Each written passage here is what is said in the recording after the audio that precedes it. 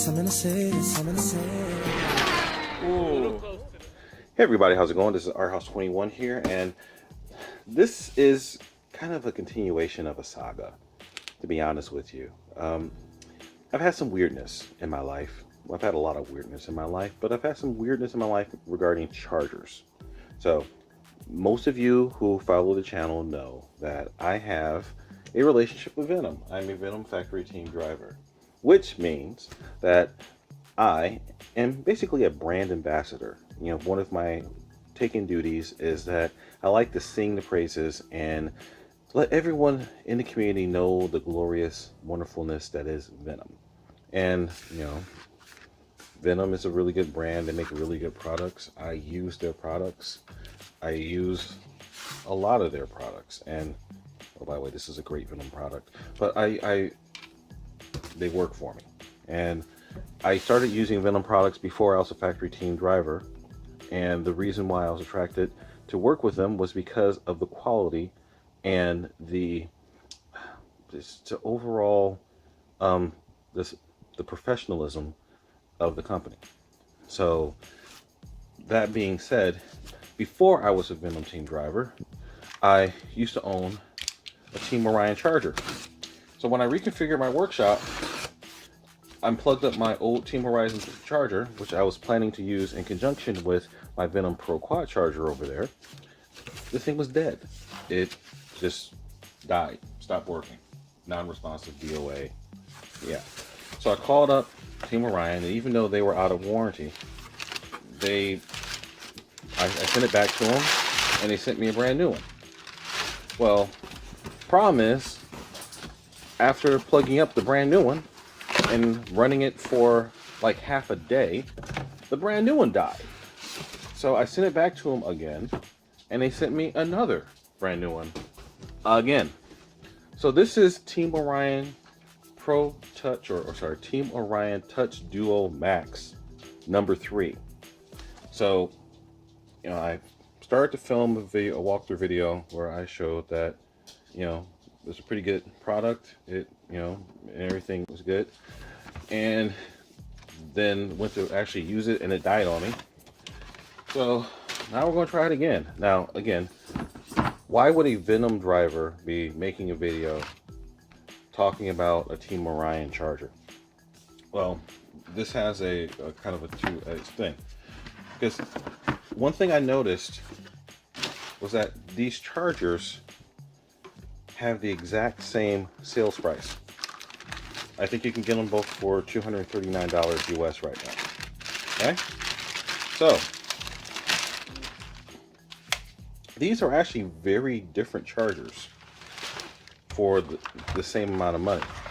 So I figured that I could be a proactive Venom team driver and just show some of the strengths and some of the weaknesses of both chargers and some of the differences to say to basically spell out what it is that you're getting for the money that's different between these two. Now, first obvious difference is the very fact that this is a Touch Duo 2 charger, which means that it has ports on the left hand side and the right hand side to charge 2 batteries. Okay, that guy over there is a quad charger, which means that it can do 4 batteries. So 2, 4, that's different. So why would a dual charger be the same price as a quad charger? Well, that's a good question.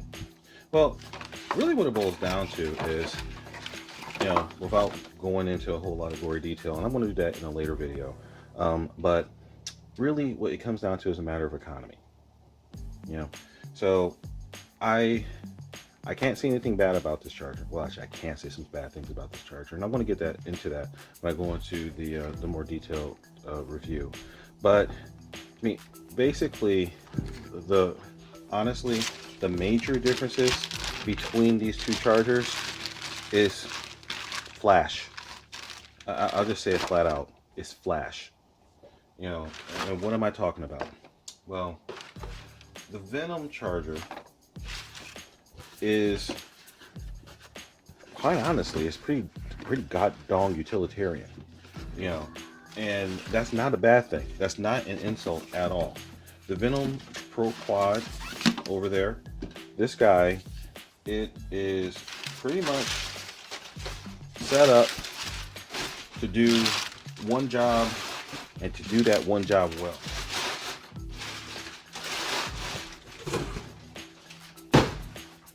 It is a quad charger, and it will charge, as you see all these leads sticking out of it. Well, you can't really see because of the camera angle, but trust me, it is a quad charger, and it will charge 4 batteries really well.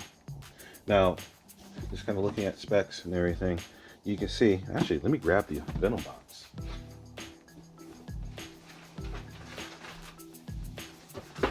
So this is the box for my Pro Quad charger. Isn't that a lovely picture? Isn't it beautiful? All right, so let's looking at specs right here. Let's see if I can prop this up. I'm actually going to use the charger as a box prop. All right, so here is the Venom charger. All right, so here is the Venom charger with their specs, and here is this one. Let's see if I can get them both in focus at the same time. That may be a challenge.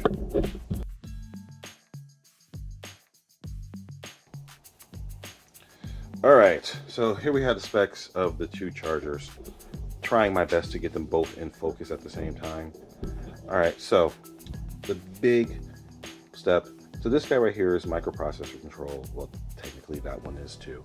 All these chargers, they have microprocessor controls in them because they have to be able to have a little computer to read information about the battery to make sure that you're not about to make the thing explode. So that's pretty much the same between the two. All right, but they can both take in 12 volt.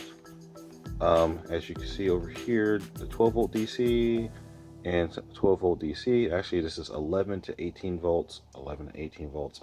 So that's the same. You can plug these up to a car battery and power off of that. And this is a touchscreen LCD display. Ooh. And that, like I said, that's part of the flash. It's cool. It really is cool. However, well, I'll get to that in a second. It's flashy. That's nice. This right here has a 2-line LCD display, and it's not touchscreen. You've got 5 buttons that you use to go through the menuing system. Utilitarian, but functional. All right. So, and again, this right here, it has a bunch of advanced modes, which is kind of nice. It has the ability to give you an estimate of internal resistance of your batteries, which is also kind of nice.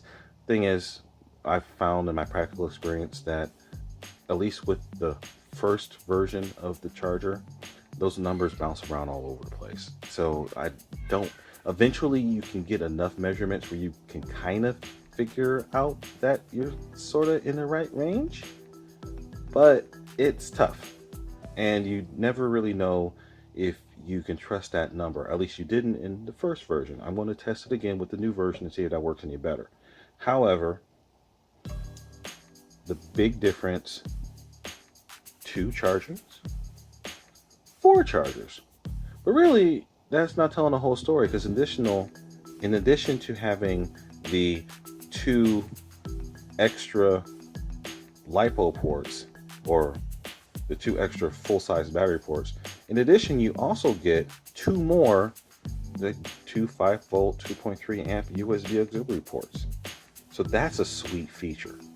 And it doesn't sound like much, but when you're in the field and you've got your cell phone about to die, or you're trying to charge up USB powered peripherals, I mean, just all sorts of random, those extra things that come into it, like you got a GoPro, you've got an action cam, you got a GPS, and those batteries always seem to die at the wrong times.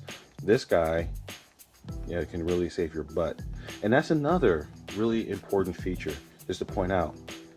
This is really a benchtop charger. I've tried taking this thing into the field. You can take it into the field. It's really not a field charger though. And I say that, with all due respect, but it's like, if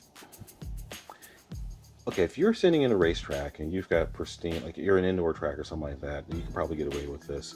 And it's actually, it's small. so it can pack away okay, but it's not rugged. It really is not. It's not that durable, and I suspect that that may have been a reason why I ended up having the failures that I had with the chargers.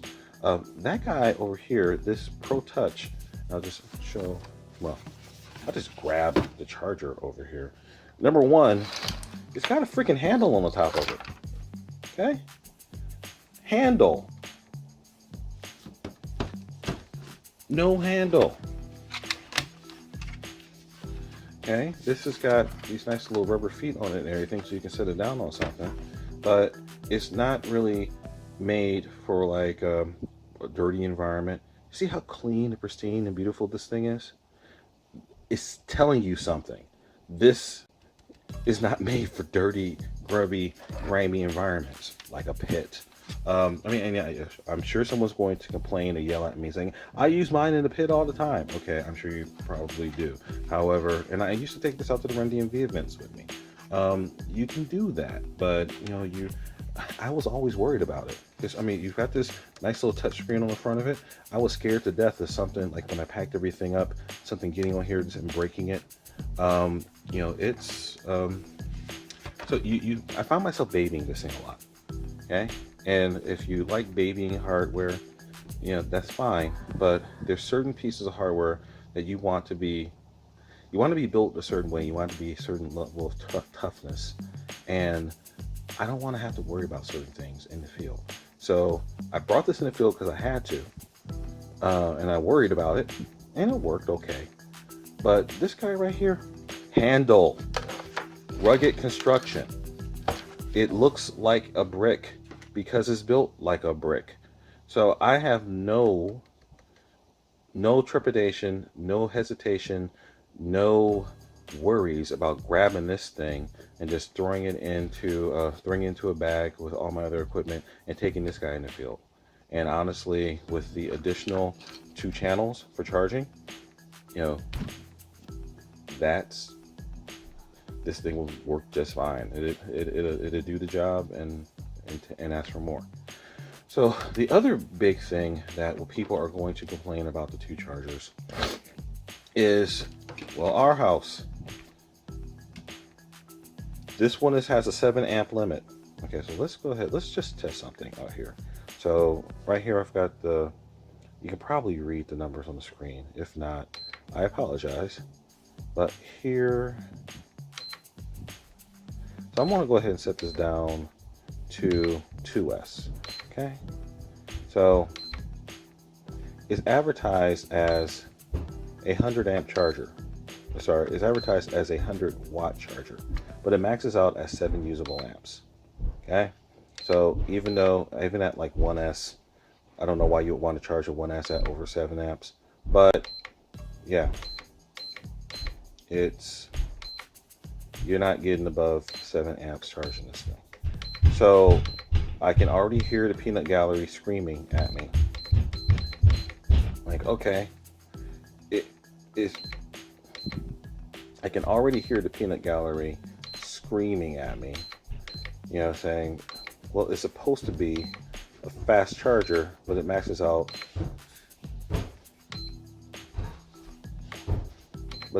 at 7 amps. What's the deal? Well, all right. For those who follow the channel, you've probably seen me use this equation a lot. P power equals voltage times current. So if you look at this guy right here, you'll see 22 volts. I can charge up to 6S. Both of these guys will do that. But if I have 22 volts times 7 amps, that's a lot more. 22 volts times 7 amps is a lot more than 100 watts. So what's going to happen with either of these chargers is that if you're charging a battery and so if you're charging a battery, you take the voltage of the battery where it is and you divide it by 100. That's going to give you the max number of amps that you're going to charge at the battery. Period. So even though this guy right here, it says somewhere on here, it says that it will charge up to 10 amps So even though this guy right here says it will charge up to 10 amps, the second that the voltage of your battery rises above 10 volts, meaning if you have a 3S or larger, it's going to drop down to whatever the math boils down to. And I've demonstrated that. Well, I've actually seen that charging 3S batteries on here. What happens is, as the voltage creeps up, the amps that it puts out creeps down.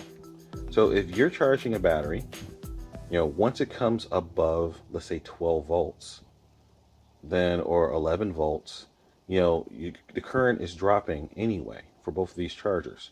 So really what that's going to boil down to, like, you're going to end up getting slightly shorter charging times on this one versus this one for like a 3S pack.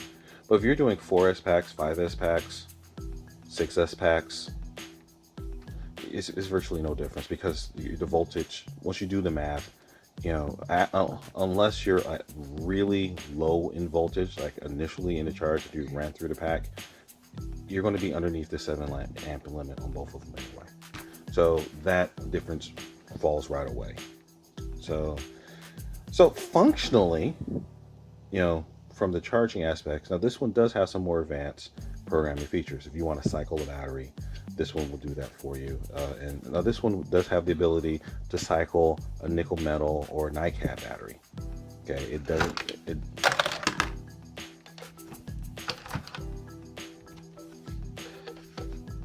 This one does have the ability to cycle a nickel metal or a NiCad battery. It is not set up to cycle a LiPo battery. That's one thing. Another interesting difference is that this guy right here, sorry. So it does all the typical battery chemistries. And I have my user presets and all that. Okay, and we can do a lipometer, but I can do all sorts of different batteries.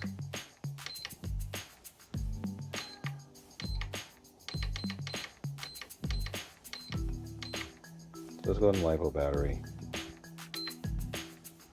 There, I can change the voltage. I can change it, I can balance it. I can do fast charging, which basically is charging without balancing.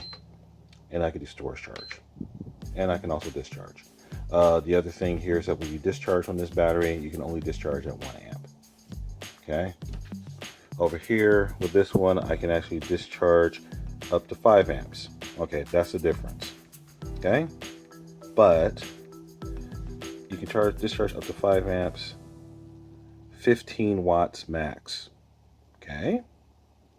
If you are, so that's an important distinction, because they're getting funny with the numbers here. It says it can discharge up to 5 amps, but it's 15 watts max, which basically says if I divide this by 5, that says that if I'm above 3 volts, I can only get this 5 amps at 3 volts. So if I'm using a 2S pack, which might be, drained down, might be almost 7 volts, I can only do 2 amps. If I have a 3S pack, where like I'm at about 10 volts, then I can do 1.5 amps. So you got to be careful with the numbers here, because at least the Venom's being up front, it's giving you 1 amp across the board. Let me actually check their box and see if it gives me a different story. Discharge rate 1 amp, so it doesn't give you a maximum. But I have 3S packs. I went to discharge, just discharged at 1 amp. All right, so again, you got to just be a little bit careful. Go through the specs, see what the specs really mean, because if you take the specs at face value, you're going to get a different picture of the performance that isn't real on this one. And I'm not going to go as far as to say that the specs are deceptive, but the specs are deceptive. And I was surprised when I plugged in, but I'm an engineer. I kind of know how to cut through the math. So, but an average guy might not really realize, what the thing's doing, especially if you're not really paying attention to the numbers. So In the next install of this battery comparison test, I'm going to go in. I'm actually going to put some batteries on here and charge them, put them through some cycles, and give some differences in the performance. I'm going to take a battery from storage charge up to full charge and then back down to storage charge, see what the timelines are and things like that. So that's going to give you some real world data points to say, the differences in performance. But really what it boils down to is economy and value. Here you have a very capable dual charger. Here you have a very capable quad charger for the same money. So really what you have to ask yourself is, are the extra bells and whistles worth the extra price?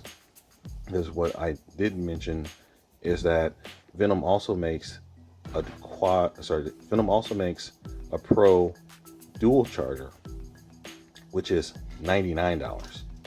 So half the price of this. So if you run a really capable dual charger, which is more of an even comparison, you have the dual charger with the same, pretty sure it's the same capabilities. Maybe it's 80 watts max. I'll look that up and I'll splice it. But you have a Venom dual charger for about $100 with the Orion dual charger for more than twice the same price. Are you getting twice the functionality? Now, again, I'm a geek. I like having the ability to go in, see the graphs, see the plots and stuff like that. That's cool extra information. And if you look into the chargers that can provide you that level of information, and that's what you really want, then this actually starts to make sense from a value standpoint. However, if you don't need that, and you just want something to charge batteries and charge them well and be reliable, and that you don't feel like you have to worry about it taking it into the field, it's kind of hard to go against something like this. I mean, yes, I'm a little bit biased here. However, I think that Venom did a rock solid job on the design of this thing. And quite frankly, I mean, some guys might be intimidated by all the extra stuff in here. So on the next video, I'll go through the menus more. I'll kind of go through some of the functionality. There's a lot to this thing. So, and there's even the ability to connect to a computer and pull some data off and things like that. So it's, there's some geek nirvana in this going on in here. But that's maybe 1 or 2% of the market. 95, 98% of us, this is going to do everything you need. All right, guys, this ran a little long. Our House 21 signing out. Remember the mantra: fly, fix, fly, break it, fix it, do it all over again. And don't forget to check me out on Facebook, Instagram, Twitter, and all the other social media out there. And don't forget to join in the conversation in the RC Physics Sandbox over on Facebook. And if you feel really, really generous, don't forget to check me out on Patreon. Yes, our House 21 is on Patreon. I'm not just begging for money, though. I'm not just begging for money, though, as some people do. I've got a lot of big projects. Nathan. I've got a lot of big projects coming up. Big projects require big budgets. I'm doing this out of my own pocket. I subsidize the channel with my eBay actions and all sorts of little things I do to try to raise funds. But honestly, the more budget that I run into, the more interesting projects I can go after. So I try to do this channel as a community service. The more resources I have, the more service I can provide to the community. It's that simple.